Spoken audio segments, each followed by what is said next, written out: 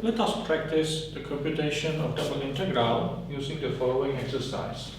Consider the function f being x times y, and we want to integrate this function over this integration domain, this triangle. So the integral over d of this function fxy dx dy can be computed in two ways. We can change or we can choose the order of integration. First, we can integrate along x and then along y. That means we cut the integration domain in this sense. So y runs from 0 to 2. And for each y between 0 and 2, say this one, x starts here. That is on the value given by this line. And this line is y is 2x or x is y half. So x starts at y half and x goes up to 1. And the integrated function is x times y dx. It is quite important to sketch the graph, sketch the picture, sketch the image of the integration domain D to write the limits. So now we can compute this as two iterated definite integrals. Integral from 0 to 2, and now when integrating xy dx, we can factor out y, and integral of x is x squared half. For x starting at y half, going up to 1 dy.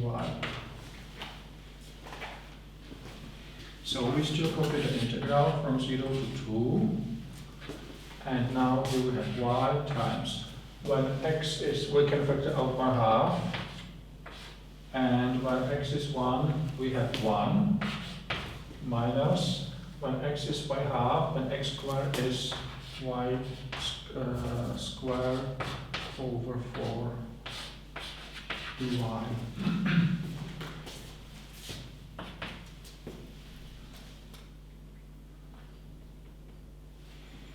Now we can factor out 1/2 in front of the integral, and then the integrated function will be y minus y cubed over 4, and then the antiderivative is y squared half minus y to 4 divided by 4 times 4, which is 16. And this is for y running from 0 to 2. At 0 it is 0, and at 2 we have 2 squared is 4 divided by 2 is 2, minus 2 to 4 is 16, divided by 16 is 1, 1/2 of 1 is 1/2. And for this case, we can consider this set as also the standard type 2 set. And then the integral can be computed using the opposite order of integration. Instead of dx dy, we write dy dx, and now we want to write the limits. X starts at 0, and x goes up to 1. This corresponds to the leftmost and to the rightmost point of the integration domain. And then for each x between 0 and 1, say this one, y starts at 0 and it goes up to this line, which is described as y is 2x. Well, know that the limits of the first, of the outer integral, must be constant values. 0 and 2 here, and 0 and 1 here. While the limits of the second, of the inner integral, may be constants if the integration domain is a rectangle, or it may be functions, but functions depending only on the outer integration variable, y in this case. And here the limits of the second integral may depend on x, on the outer integration variable, not on y, and this cannot depend on x. Okay, so let's integrate this. Integral from 0 to 1. Now when we integrate dy, then x is a constant, and integral of y is y squared half. For y running from 0 to 2x dy. And we can factor out this 1/2 in front of the square bracket. And we can factor it out in front of the integral.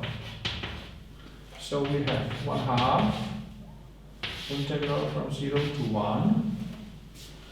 And now when y is 2x, then y squared is 4x squared.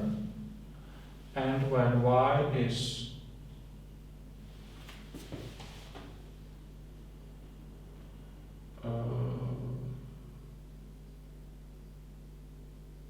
sorry.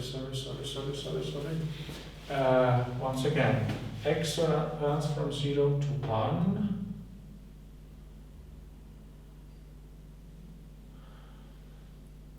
Y runs from 0 to 2x.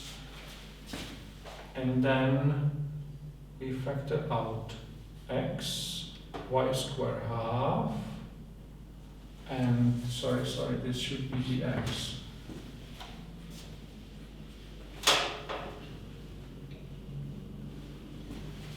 So when y is 2x, this is 4x squared minus 1 multiplied by x,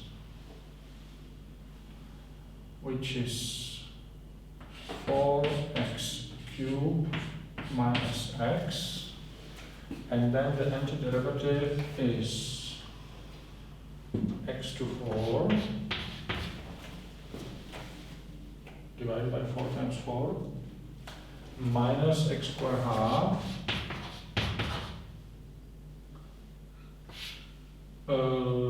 this is already the antiderivative from 0 to 1.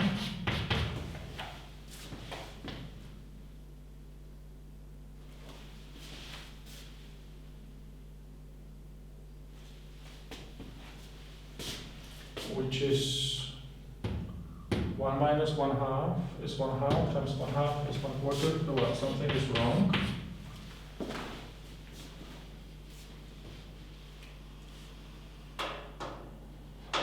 Yeah, let me check this.